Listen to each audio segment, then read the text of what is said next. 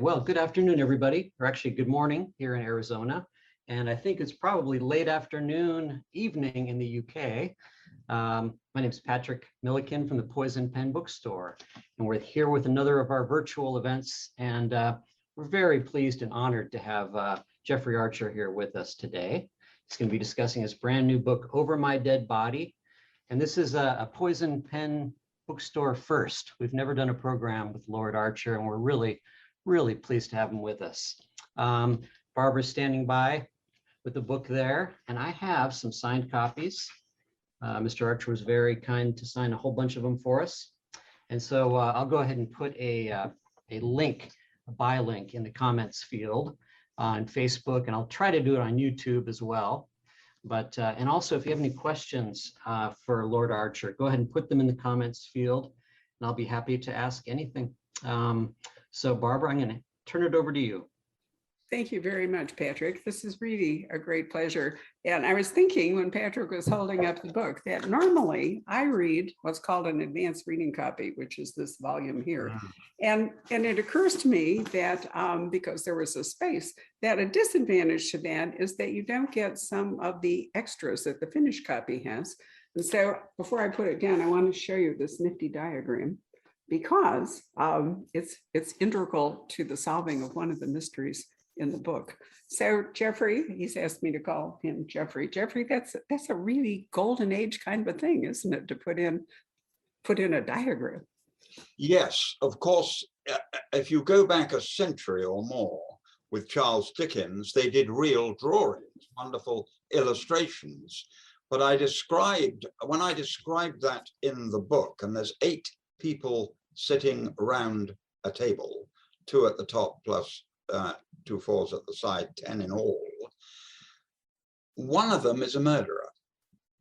And you have to decide, reading the page, which one it is. But then my editor, who has got a very large brain, she said, I think we ought to let the people know where everyone is sitting, so when they see the diagram, they might be able to work out who committed the murder. I love it. And that's one of the cases involved. And we'll come back to that. But first, I'd like to introduce Jeffrey. If you're watching this, you probably think I don't need to, but I did think of a couple of things that might not be so obvious. And one of them is when Jeffrey was a student at Oxford, he was also a Blue, which is an athlete.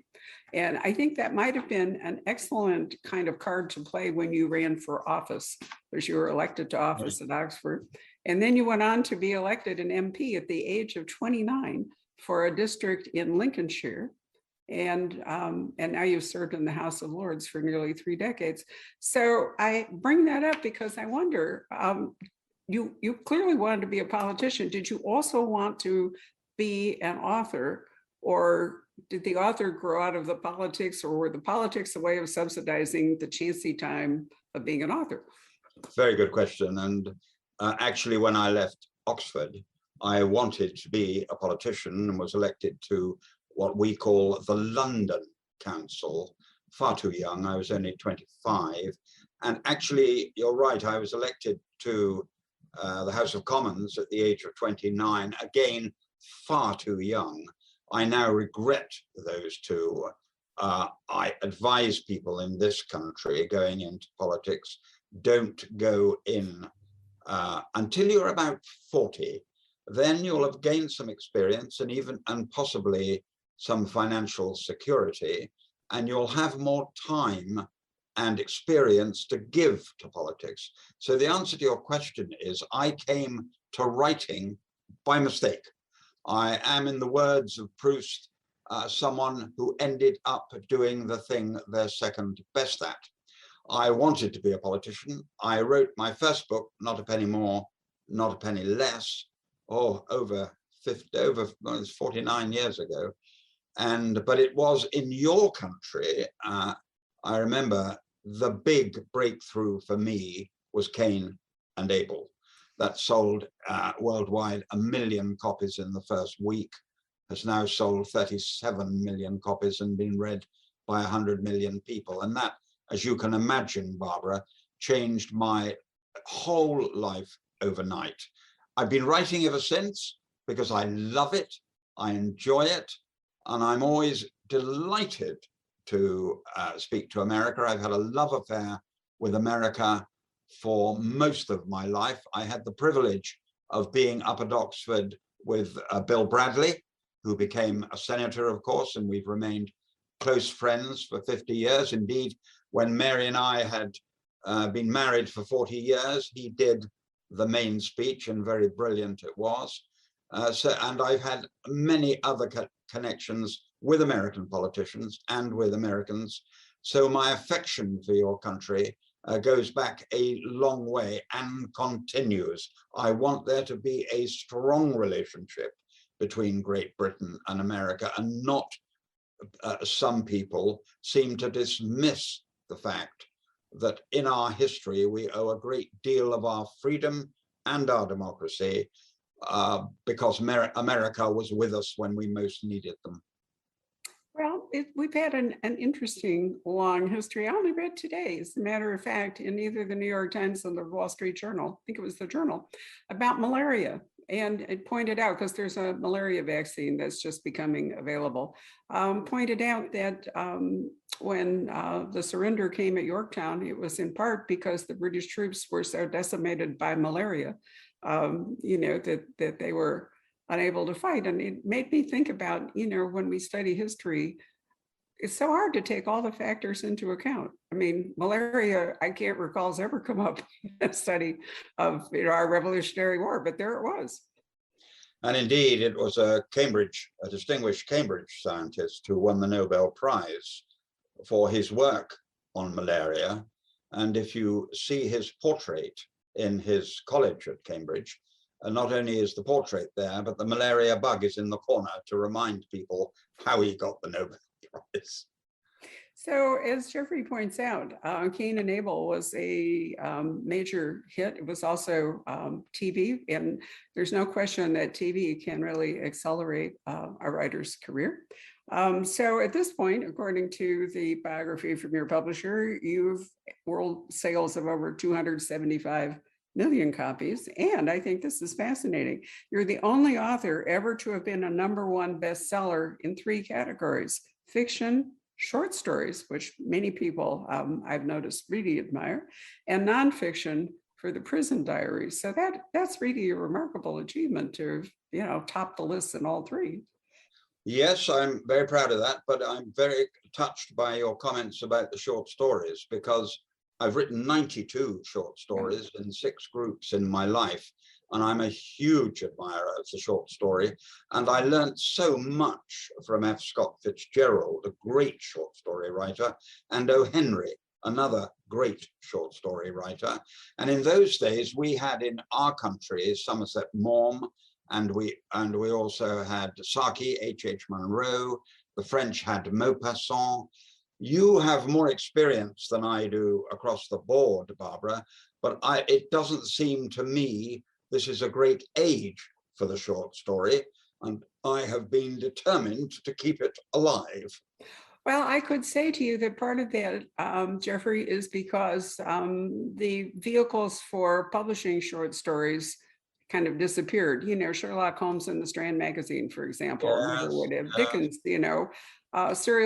many novels were published serially because there were publications that did that. And what is bringing the short story back in part is digital publishing, because, an ebook short story the economics of publishing it dramatically different than trying to publish it in just a print form. You might be aware that Eric Larson has just published a book only in digital. He elected to test that out. So I think you'll find that the short story market is actually picking up thanks to all that. And so you should do well with it. But I wanted to ask you something about the Prison Diaries. Did you write those to pass the time, or did you write those to process the experience, or was it both? I think it was a clever combination of both. Your suggestion's a clever combination, because it was both. Prison is immensely boring, if you're in what I call a category D, where you frankly may as well be in a care home. And so I wrote every day, and don't forget, I was meeting the most fascinating people, some of them thoroughly evil, some of them stupid, some of them had bad luck. And so I was able to write down my memoirs, and perhaps more important, I followed it up with A Prisoner of Birth, which my attempt to rewrite the Count of Monte Cristo. And that there was another advantage in having that experience. Basically, it was an interesting time for someone who has had a decent education and is articulate. But I look back on it now as being a bit of a waste of time. It would have been much better. One of the leading charities in the country, MenCap, who take care of the mentally ill, wrote to the Home Secretary and said, we've lost our executive director. Could Jeffrey come from 9 o'clock in the morning to 5 o'clock at night? And he said no. And looking back on it, having had so many years in charity work, I would have enjoyed doing that and feel it would have been of more purpose. Well, I certainly can't quarrel with that analysis. I brought it up in part because this William Warwick series is, he's a detective, and therefore, you could call these crime novels, but I don't know a lot of authors who have any personal experience with some of the things that you're writing about. And I think that puts you in a really special position to be writing this. I read that, and we'll go back and talk about William Warwick and where he appears in the Clifton Chronicles. And well, actually, I could say William Warwick, if I recall right, is a character written by Harry Clifton, sorry, in the Clifton Chronicles. Is that right? That's right. When I wrote the Clifton Chronicles, my hero, Harry Clifton, a boy born in the back streets of Bristol, and you follow his life, and he becomes a world-famous writer, going to #1 on the New York Times bestsellers list. And he writes about a detective called William Warwick. And I had so many readers from all over the world writing and saying, we'd like, after the Clifton Chronicles had finished, and they wrote and said, we'd like to know more about William Warwick. So I invented this character who begins school. When he's at school, he wants to join the Metropolitan Police Force, but his father is a distinguished lawyer, a QC, a Queen's Counsel, and he wants him to join him in chambers and become a lawyer. But he defies his father, joins the police force as a detective, as a constable, and becomes a detective constable in book 1, Nothing Ventured. So where you're right, you're quite right, it is a detective story, but it's a story about a detective. And I wanted to follow his life from being the lowest rank constable right the way through. So in book 2, he's a detective sergeant dealing with drugs. In book 3, he's a detective inspector dealing with police corruption. And the book you have, Barbara, book 4, he's now a detective chief inspector, and he's been made head of the murder squad. Now, my problem is that I want to get him, Barbara, all the way from constable all the way through to commissioner of the Metropolitan Police. So in the next book, he'll be a superintendent. The book after, he'll be a chief superintendent. The book after, he'll be a commander. And finally, he will be commissioner of the Metropolitan Police. Now, you can read any of the books because they're a separate crime with him at a separate rank. So you can join in with Over My Dead Body, where William has been put in charge of solving 4 unsolved cases, because his commander feels that if you get away with murder, you might do it again. So there is one problem, Barbara, which I have, is that I have to live to the age of 86 in order to get William to be Commissioner of the Metropolitan Police. Right, I see you're fading there. Well, since you and I are the same age, both of us born in 1940, I'm rooting for you because I'm certainly hoping that I will still be selling books at that age. Why don't we celebrate it together? We could do that. That would be absolutely wonderful, and possibly even in person and not over Zoom, because I'm home in my library, and due to the miracle of Zoom, Jeffrey is in England. So, it's marvelous that we can do it this way. But the reason I digressed into that was that I did read in an interview that you did with an Indian paper, I think it was, that you were reluctant at the age of 79 to start a detective's story, your story of a detective, which necessarily was going to occupy several books and therefore several years. Why did you decide to do it if you were initially reluctant? Well, there are you sitting there still working, and I suspect we're two of a kind. I don't want to stop working. I love work. Someone asked me the other day, why don't you lie on a yacht for the rest of your life and drink pina coladas? No, thank you. I want to write. I want to take William Warwick through to being commissioner. So like you, work is my great interest and my love. And indeed, you've just seen my wife. It's exactly the same for her. She never stops. I have no envy for people who after they retire, go and live in a hot country.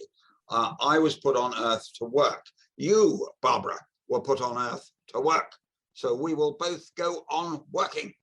Well, we will see. I came to this particular, I asked you about whether politics or writing, came first. And I came to book selling somewhat late, actually. This is the 32nd year of the Poison Pen. And I was almost 50 when I began it.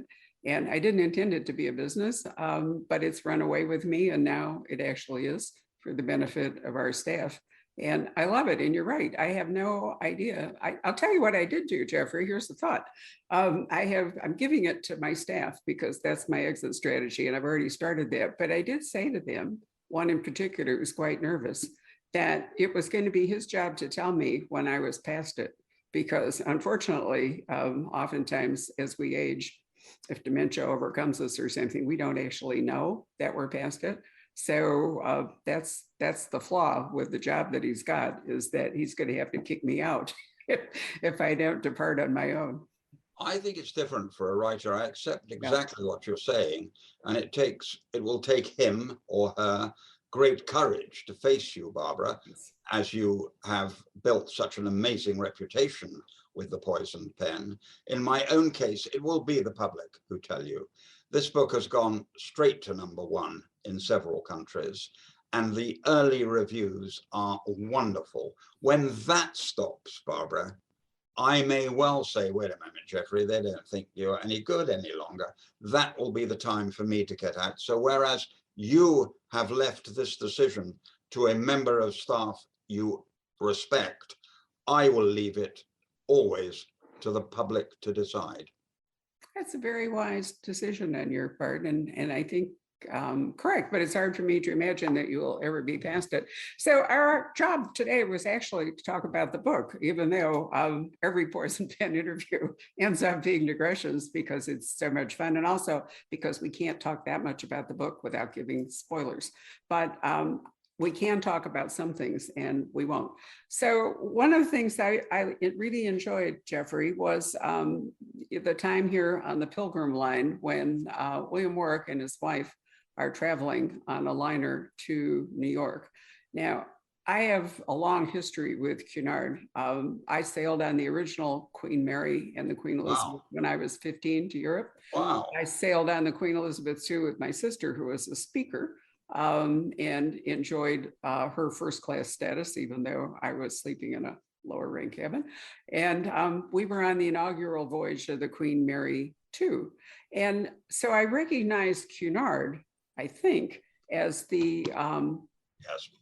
for the Pilgrim Line. I mean, and so my question was, you must have sailed on Cunard because you write so tellingly about it. Well, they have very kindly over the years asked me to lecture either about my years with Margaret Thatcher, or the other lecture they like is, would you like to be a bestseller? And they have kept calling me back again and again. And my wife and I have had the privilege of seeing half the earth on one of the most beautiful hotels in the world. So we've enjoyed it immensely. So, Barbara, I regularly say to young writers and to people who want to be writers, write about what you know about, because the public will get it immediately. You don't have to write a ghost story. You don't have to write a violent crime story. You don't have to write a love story. Do what you feel at ease with. So I opened the book on a liner because I've been on several liners. And as you know, I opened it with a very bright young American who works out immediately that William Warwick is a detective. And as he wants to join the FBI, he sits down opposite him and starts quizzing him in a way only a truly bright American dares. We English take it for granted, but he gets a grip and asks him all the questions. And it's been a bit of a worry for me because he was meant to be nothing more than an instrument to allow William Warwick to discover who the major criminal was. But the early reviews are saying they love him so much, the young American, that they want me to bring him back. Now, I must just tell you how he exists, because I like writing about people I've actually met, Barbara. I like writing about real people. And when I wrote Cain and Abel, I had a very remarkable researcher from Harvard who did the background work on the American side. And I remember once him heading towards me down Fifth Avenue, and he had a copy of The Spectator in one hand and a copy of the New Statesman in the other. And he said, oh yes, I read these every week because it keeps me up with what's going on in Britain, and I get both sides of the argument. So I couldn't resist doing that in the book, having this young man with a copy of The Spectator, with a copy of the New Statesman, and there I'd seen it. I'd seen a very clever young American doing just that. So I say to authors, when you spot something that's a tiny bit out of sync, the reader will believe it. They will think it happened. Well, the main thrust of the story is not actually the case on the ocean liner, but there are two things that I took away from it. One, the chain of command in maritime occupations and running an ocean liner cruise ship is pretty definitive. And it's also true certainly in the British police. Anyone who's been watching Line of Duty, which I have to tell you is a truly addictive police drama about corruption and so forth that is explored, knows that there's almost a military structure for how it works, lots of discipline and all. So William Warwick, who's from the police, I'm not going to spoil what happens, but there is something he investigates on the cruise liner. And the rules are such that he can't bring it to the conclusion that he would like. And I wondered, Jeffrey, if you did that, I mean, partly to illustrate the military structure of both, but also because in the larger case in this book, which is going after William Warwick's nemesis Miles, he's going to have to break the rules. He's not going to be able to follow strict police procedure. And did you write the first one to highlight the fact that that was also true, that would also be true in a different structure on the ocean liner? I think I set that sort of thing up accidentally, to be honest, Barbara. It goes a certain route and you kind of take advantage of it. And in my particular case, mentioning that background you talk about, I met, before I started the first of the William Warwicks, a Detective Chief Superintendent John Sutherland, who'd resigned from the Metropolitan Police when he was head of the murder squad. He had a mental breakdown, and what he described was one murder too many. I went to see him. We actually met in church. We met at an Advent carol service for the House of Commons and the House of Lords. And I asked if he would be my researcher to make sure I didn't make silly mistakes about the police force. And he said he couldn't because he hadn't recovered enough from what had happened. And I hadn't started, so I waited patiently. And a year later, I approached him again. He said, yes, I think I am ready now. So I'm very privileged, Barbara, because I have this distinguished man who many people tipped to be Commissioner of the Metropolitan Police. And I also have a Detective Sergeant Michelle Roycroft, also retired, who was in the drug squad. And the two of them, when I've done about 4 drafts, and I do 14, Barbara, when I've done about 4 drafts, 5 drafts, I hand it over to both of them. I've not allowed them to meet each other. They still don't, after 4 books, know anything than the other person's name, unless they've met without telling me. And they read the books and point out, well, you can't do that if you're in the Metropolitan Police, Jeffrey, but you could do this. And that's pushing it a bit too far. You couldn't do that, but I remember an incident, and so I'm learning all the time, not only anecdotally, but for example, the drugs book, the number 2 book, I didn't know in Britain that 5 million people are on marijuana. I didn't know that 250,000 people are on cocaine or crack cocaine. I didn't know, 500,000, sorry, I didn't know that 250,000 people were on heroin. And those are the facts you've got to get right, Barbara. Otherwise, the emails and the letters never stop. So it's a tremendous privilege having 2 former, very professional, very well-respected police officers checking the facts for me. That is wonderful. I was actually going to ask you how you dealt with the finer points of police procedural. I remember years ago at a Crime Writers Association meeting, because I belonged to the British Crime Writers Association forever. I can't remember if it was Peter Lovesey or Robert Barnard, but anyway, I think it was Robert Barnard talking about Christina Brand, who wrote some wonderful mysteries. And when it involved police, she knew zip about police and police procedures. So she had a standard line in all of her mysteries, which was, and the police went about their meticulous investigations, which was all she knew and all she said about policing. But you can't really do that now. So it's wonderful that you have consultants that are able to make sure that the policing parts are right. Yes, it's a great privilege. It's a great privilege because you want your reader not only to enjoy the story and my attempt to make you turn the page, but to realize very quickly that it's authentic and correct. And you're quite right. You couldn't nowadays get away with the things. I always give the classic example of our great and distinguished Agatha Christie, who of course never suffered from 2 things. One, today, you could not call 6 people into a room and tell a story about each one of them without them calling for their lawyer. But more important, if she was writing today, what would she do about DNA? Because if she was writing in 2021, I have a friend who's a murder QC, and he tells me it's ruined his career. He doesn't win any cases now because of DNA, and Agatha Christie would have stayed the same. But Agatha Christie was such a brilliant storyteller. She would have adapted in the way Charles Dickens would have adapted. Of course, Conan Doyle would have adapted.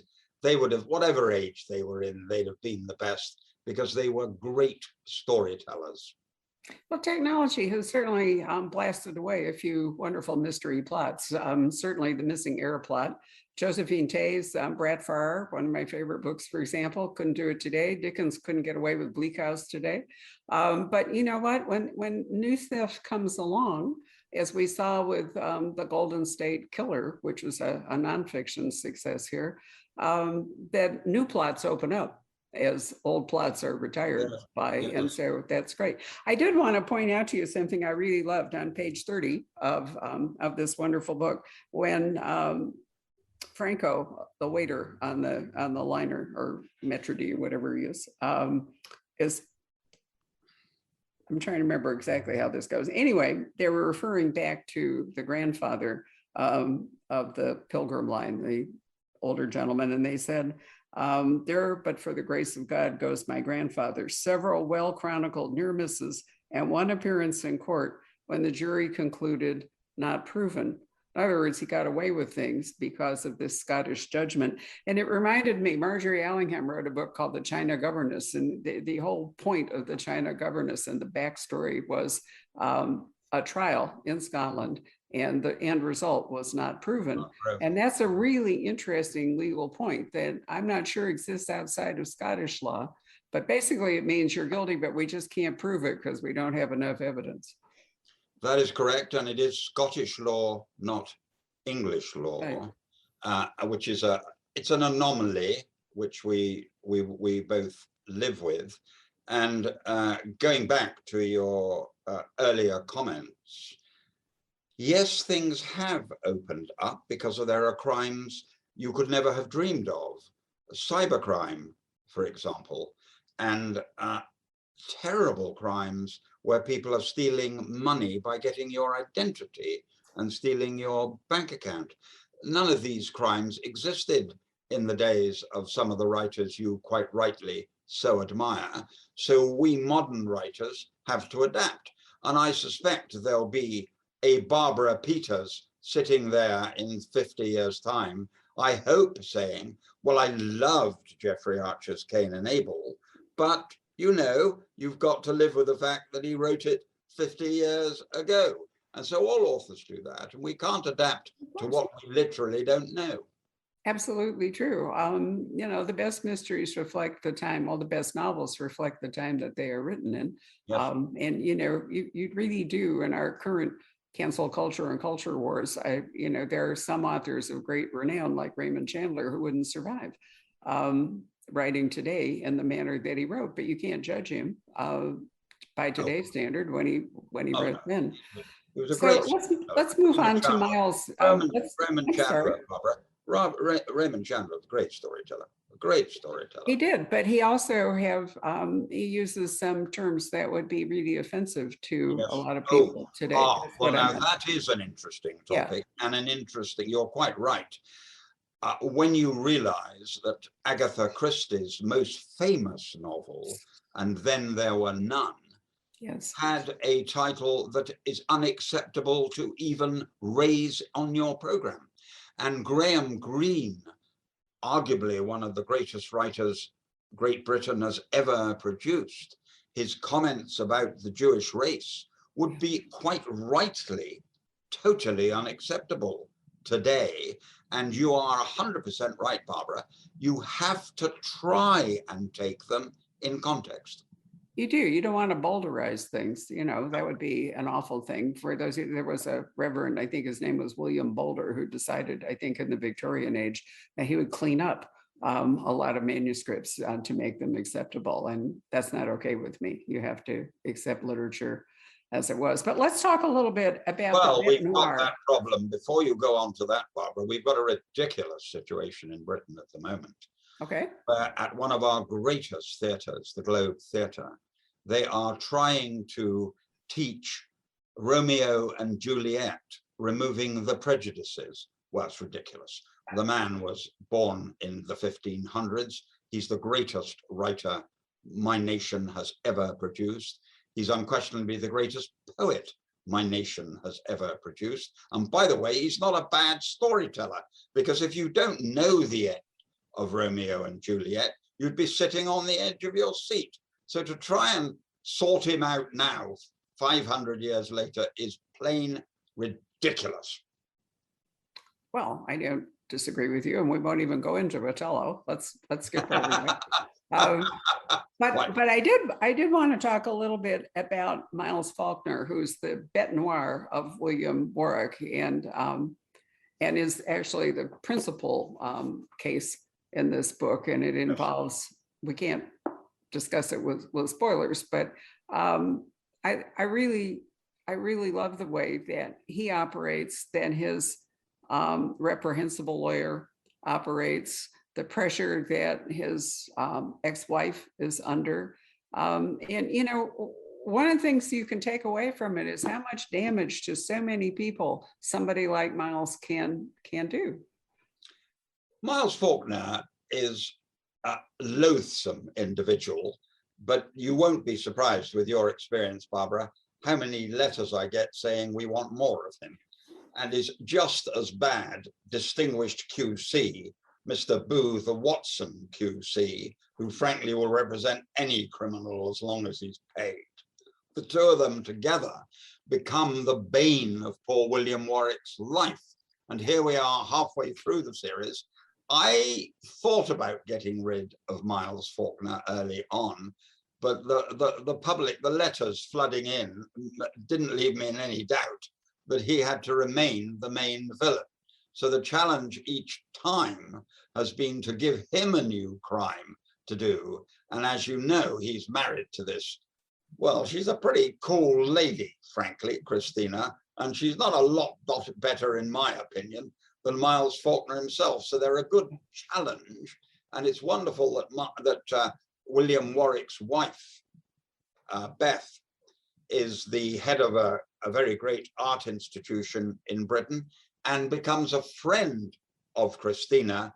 And between them, they set about defeating Miles, as well as her husband trying to do it.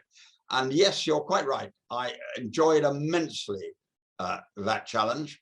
And I have a confession. I'm like my readers. I enjoy writing about him, and I won't be killing him off. Well, not until the last book. Maybe not. Well, you know, it's certainly true that, you know, the really great books depend on a superb villain in addition to a great protagonist.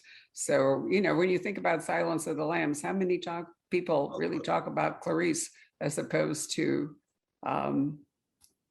going blank, you know, the Hannibal Lecter. And, you know, it's that duel that between worthy antagonists that is so enthralling to people. But part of the genius of that particular film is Anthony Hopkins. What an amazing performance. I mean, actually, I've never seen him give a bad performance. I am among those privileged, and Americans listening to me may well be envious from a moment when I saw him play Antony and Cleopatra at the National Theatre.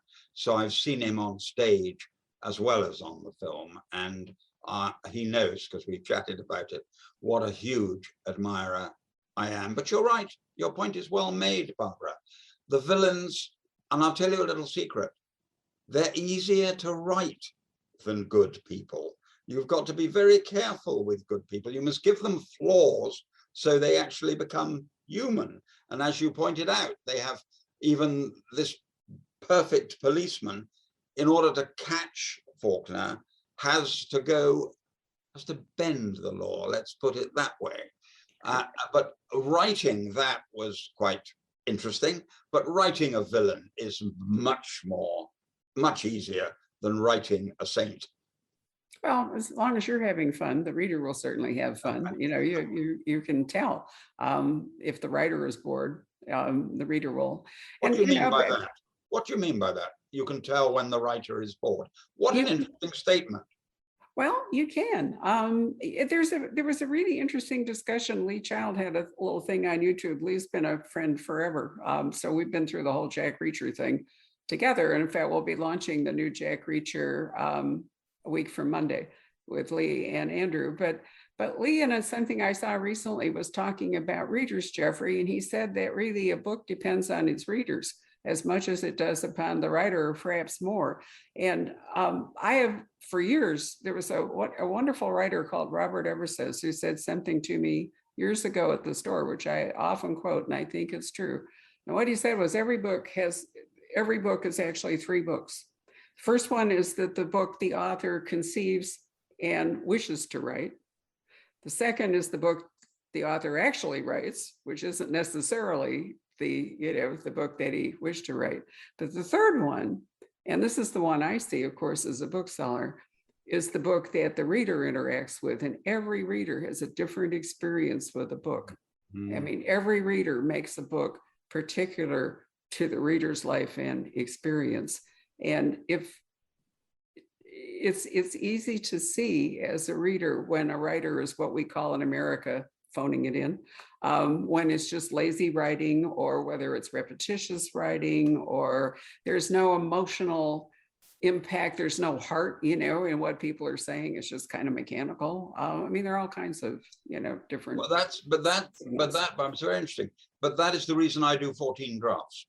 I attempt very hard indeed to make sure there isn't a wasted sentence, there isn't a wasted word. You're not going, I go on and on and on until I'm only correcting a word every 3 pages and only adding a line every 20, because I think it's insulting to a reader to expect them to pay money and then find you're padding out some chapters, is what we call it in our country.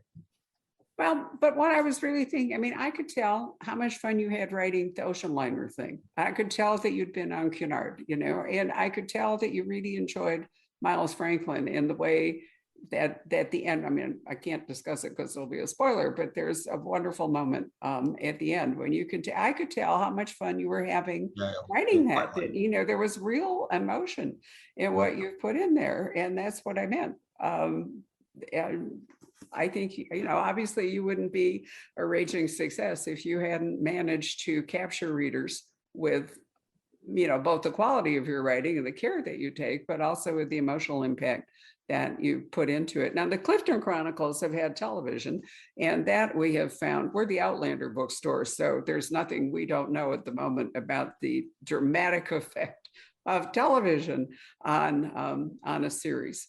The appetite that it can foster for more, so forth. And the Clifton Chronicles, as I recall, you're telling really the story of the 20th century through this family, particularly Harry and all. And now in the William Warwick books, you're doing a similar thing, but you're starting in like the 1980s and working your way forward, because we're both still here and working our way forward.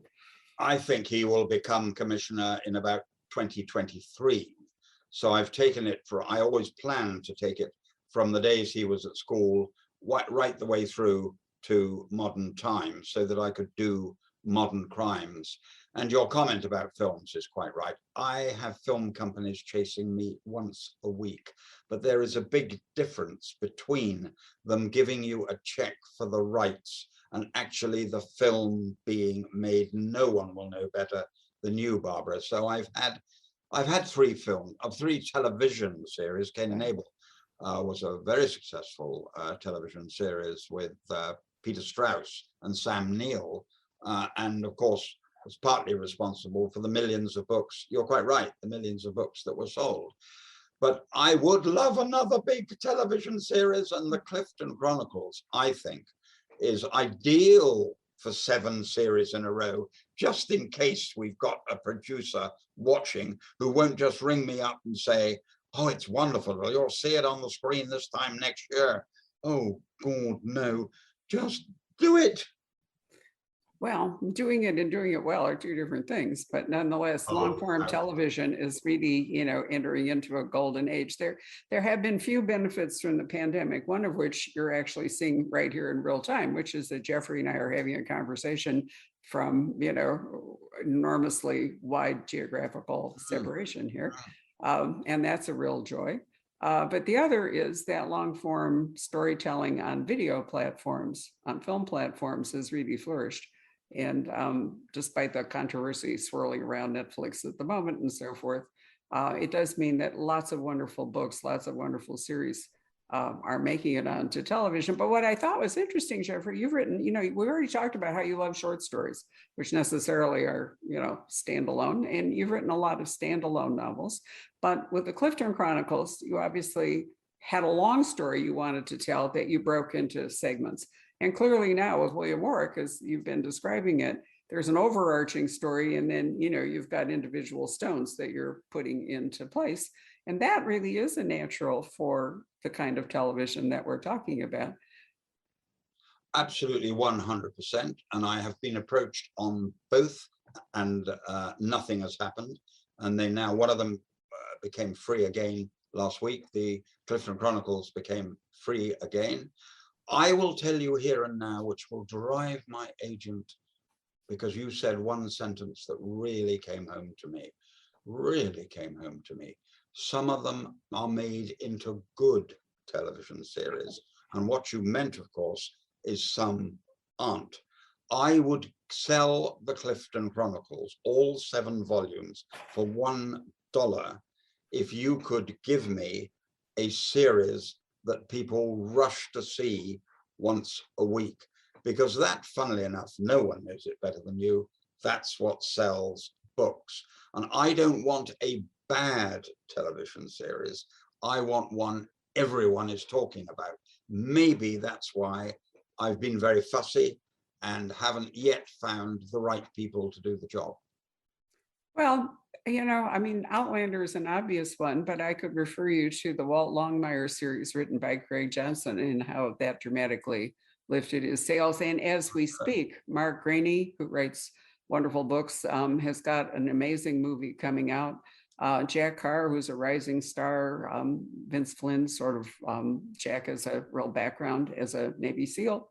His mother was a librarian. So that kind of inspired my question to you earlier, Right. is that Jack will tell you that he became a Navy SEAL so that he could write books. He didn't become a Navy SEAL and then write books. The whole point of becoming a Navy SEAL was to fulfill his childhood dream inspired by his mother to be a writer and to gain the experience in doing that. But he has a phenomenal movie or long form, I can't remember which one it is.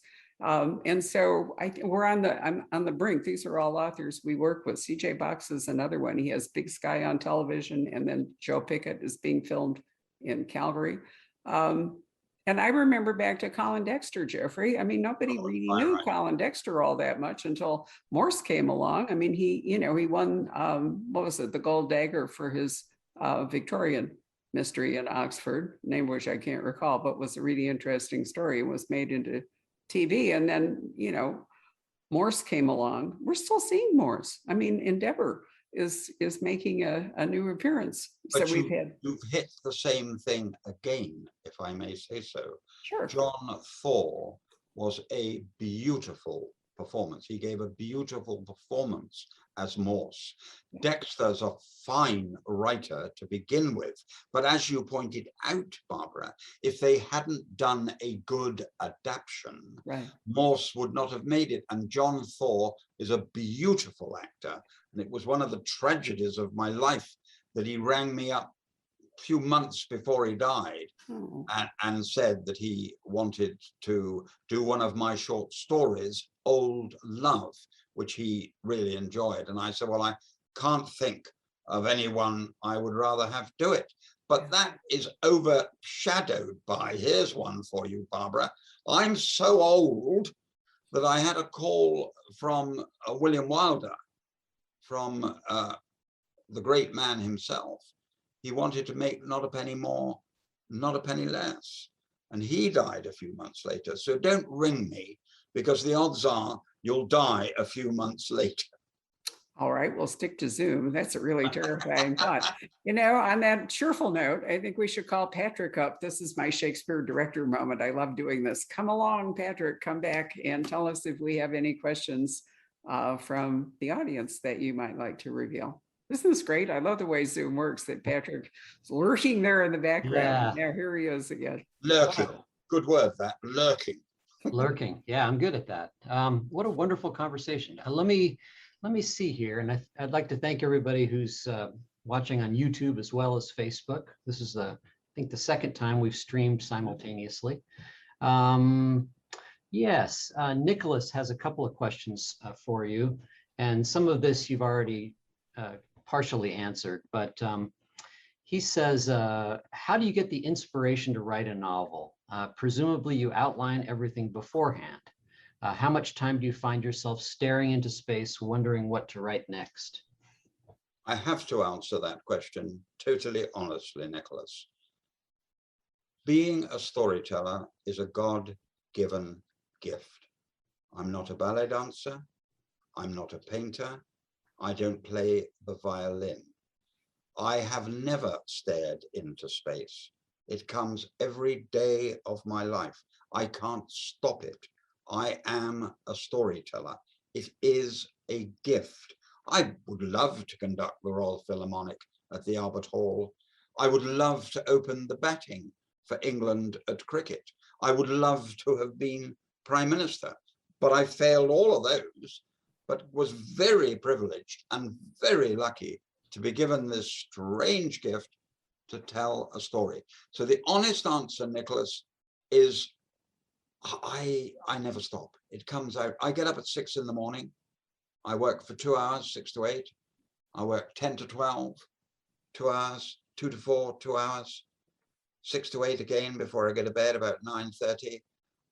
I handwrite every word, and I do 14 or 15 drafts before I allow anyone to see it. So I am meticulously professional, but frankly, it doesn't matter how particularly professional you are. In the end, you have to be able to tell a story. It's interesting how many writers we've spoken with recently have said that they write by hand, as you do. Yeah. Let's see. Monisha, I hope I got that right, is also a big fan of your short stories, and she says, "Will there be more in the future? I just love them."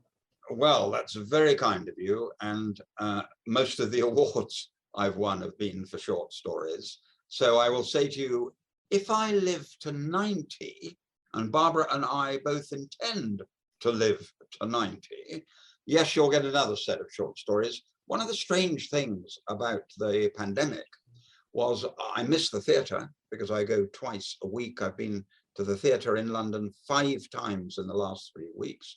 I missed the conversations with dear and intelligent and lovable friends. But you know what I didn't get and missed even more was short stories.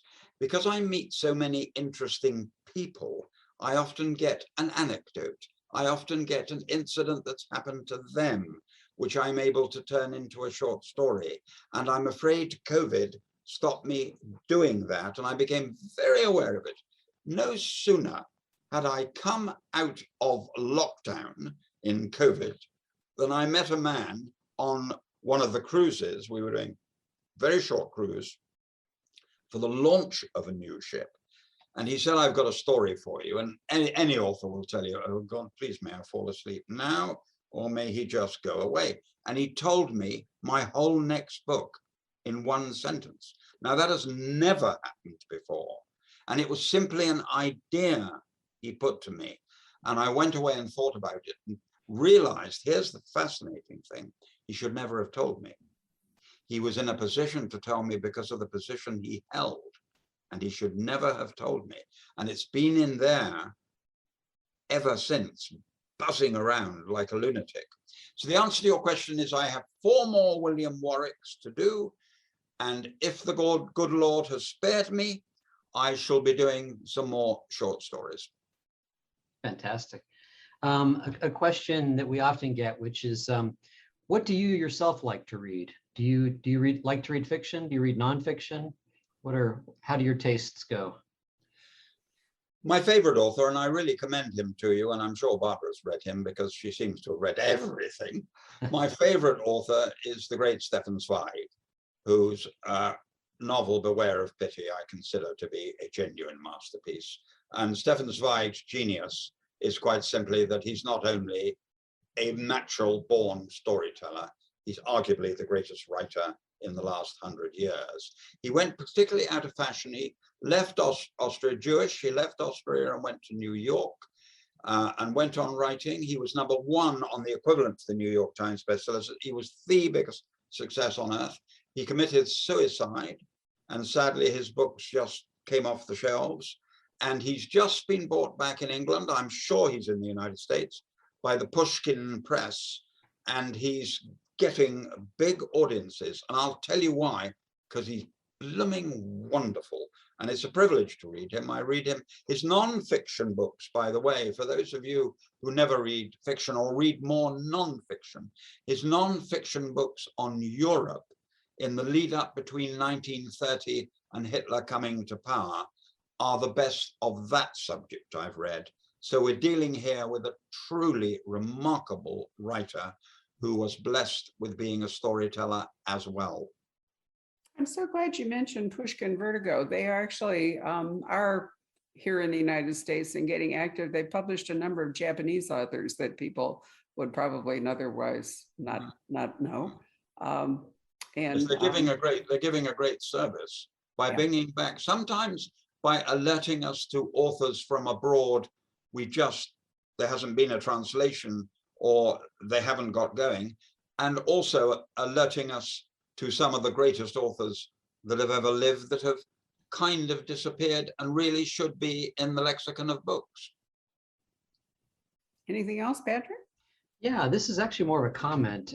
It's Nicholas again, and he says, one of the nicest things about your books is that they are not so convoluted that you have to go back and reread. He says it's nice to be able to read a simple story and get lost in a good book. And I think people forget how difficult it is to do that.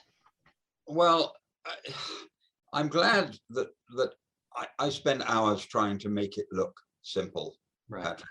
I spend hours trying to make you turn the page and think it's simple. It's a great compliment because I assure you it's not done easily or quickly. Let me add too that one of the things that I particularly enjoyed in Over My Dead Body is that there are different point of view characters. It's not just one perspective. So, we hear from the lawyer, we hear from William Warwick, and I like that. It's a much fuller picture of what's going on than if you just are focused in from the single point of view. Is that same thing, Jeffrey, you've always done, or did you, as you've grown over the years, have you found that's the best way to tell a story? That's a fair question. I had a great privilege early in my life as a writer. Very great privilege, Barbara. I was edited by the legendary Colleen Smith, who edited J.D. Salinger. And it was like having a tutorial at Oxford. I mean, I literally sat at his feet and listened. And I've always thought that Simon & Schuster, who published that book, paid me the greatest service of all by allowing arguably the greatest editor, one of the great editors of the last century, to deal with me when I was a child and to make Cain and Abel a higher standard. So I believe editors to be very important indeed. And the American, I have to say, I think the Americans take editing more seriously than almost any other nation on earth. Oh yes, I think you have. The editors I've had in the United States have been exceptional. But of course, Cain and Abel was a classic example because he rang me up before I'd ever met the great man. And he rang me up, and I had written Cain and Abel, and I'd written 120 pages of Cain and 120 pages of Abel. And he rang me up and said, look, I just want to say, Jeffrey, that when I read 120 pages of Cain, I didn't want to meet Abel. And when I'd read 120 pages of Abel, I didn't want to meet Cain. So can I suggest, he said, that we have 5 pages of Cain, 5 pages of Abel, 12 pages of Cain, 12 pages of Abel, 20 pages of Cain, 20 pages of Abel, 30 pages of Cain, 30 pages of Abel, and then they meet for the first time. They only meet once, and it changes their whole life. Now, Barbara, that's brilliant editing. He didn't write a word. And funny enough, it wasn't that difficult to do because the 120 pages were there. So I was able to split them and do small rewrites. But it was his amazing brain that said, that'll make this book a bestseller. And Simon & Schuster's boss at the time, Joni Evans, told me a lovely story. She said, when Cain and Abel came out and stormed all over the world, we just got books that were 3 pages of this, 3 pages of that, 12 pages of this, 12. And I said to Jeff, well, that was the great Colleen Smith. That was not me. Well, he obviously was a genius at structure. Structure is so terribly important to making a story work. And, you know, I was thinking, I didn't work it in, but I was thinking back, Minette Walters was had a conversation with me at the store years ago and said something that I think is so true. And she said, it really matters that a book has an end as good as the beginning. And, Yes. you know, too often it's easy to have a brilliant idea, you know, and fly off with it. But to deliver the punch at the end that matches the punch of the beginning takes a lot of work. It isn't just luck that gets you there. No, I'm afraid it isn't. And you've made that comment because there's one author, and I will not name him under any circumstances. He's one of the finest authors I've ever read in my life. He just can't end a book. He does not know how to end a book. You get, if it's a 400-page book, you get to page 350, you think, I'm in the presence of a genius. And then for the last 50, he just sort of tries to escape. But he's unquestionable. He's a prize winner.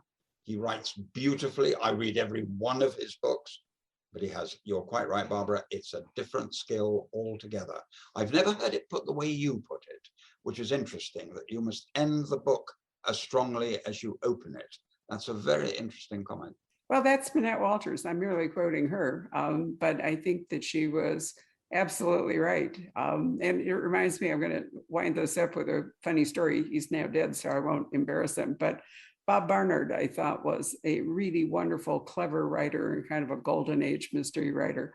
And I loved his plots. I mean, he even had one in which the complicated question of quarantine a dog, if you bring it into England, turned out to be the motive for the murder. I mean, he could spin gold out of straw any old time.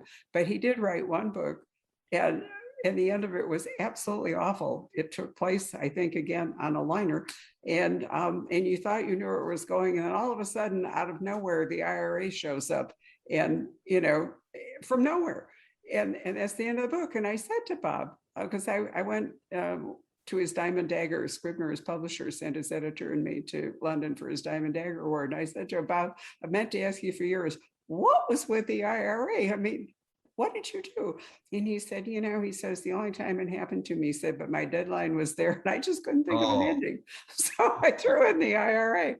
That's unforgivable, Barbara. I would say to my publisher, I have not finished. I am not ready. I will send it when I am. I would never want one of my books. Well, that would have been the right answer, but in any case, but he didn't. And I forgave him, and readers did, because he really normally was just a genius at plotting, but he let that one get away from him. But it underlines Minette's point, which is, you know, no reader wants to invest time in getting to page whatever it is, 290, only to discover that there's no ending that satisfies. So, you know, how wonderful that you always do produce this. And certainly I love the ending of Over My Dead Body, which alas, we can't talk about. So Patrick, was there anything else, or should we thank everybody for watching? Let's have one more that just came in. Vicky asks, she says, the Clifton Chronicles were so magnificent. Did you have it all plotted out from the beginning and know where it was going to end? Do you know, Vicky, I didn't have it plotted after the 5th page. I knew it was a young man born in the back streets of Bristol. I then decided he would win a scholarship to Bristol Grammar School. I then decided his best friend would be the owner of a shipping line. I then decided he'd fall in love with the sister of his best friend and took it from there. And 7 books later, there's a eulogy to him in St. Paul's Cathedral. So no, I took it from page to page, from chapter to chapter, and then sat down and said, what will Harry do next? And then sat down and said, what will Harry and Emma do next? And it just went on. And Emma's based on my wife, who's had a brilliant and distinguished career. She's currently chairman of the Science Museum in Great Britain, having been chairman of Cambridge University's hospital, and the Queen has made her a dame. So it was very easy to take a strong woman and put her in Emma's place. I also had the privilege of working for 11 years with Margaret Thatcher. So I know a strong woman when I see one. And the combination of both, they get into my books because I love writing about strong women. But the answer to your question is no. When I sat down to write, the Clifton Chronicles. It was originally going to be 3 books. The publishers begged me to make it 5. And by 5, they were still only 50 years old. So I went on to write 7. And as Barbara said, you've still got to have an ending, but they had to take them from 50 to 70. You can't kill them all off on the same day at 50. And so I did take them on to 70. And I have been touched by how many Americans have written about the Clifton Chronicles. And I hope you will enjoy the William Warwick's, Vicky, as much as the Clifton Chronicles. Speaking of strong women, I have read that Lady Virginia in the Clifton Chronicles is Wicked really, woman. really remarkable. She's a wicked woman. Yes, I had a wonderful, exactly. I had a wonderful situation with her. I put her in court against one of the best QCs, one of the best Queen's Counsels in the country. And in answer to Vicky, I decided that morning I was going to demolish the wicked Virginia, finish her, because my heroine, Emma, deserved retribution. So I put her in the witness box and she got the first question from the QC and she batted it away. And I thought, well, that's tricky. We'll have to ask another question. And we asked another question and she batted it away. And I thought, well, this is going the wrong way.